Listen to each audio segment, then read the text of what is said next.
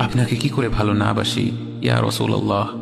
যখন আপনি আমাকে ভালোবেসেছেন সেই 1400 বছর আগে, যখন আপনি আমাকে মিস করতেন, আশা করতেন যেন আমার সাথে দেখা করতে পারেন, অথচ তখনও আমি জন্মই হইনি। সেদিন সাহাবীরা আপনার চোখে পানি দেখে বলল, ইয়া রাসূলুল্লাহ, আপনি কাঁদছেন কেন? আপনি বললেন, আমার ভাইদের খুব দেখতে ইচ্ছা করছে।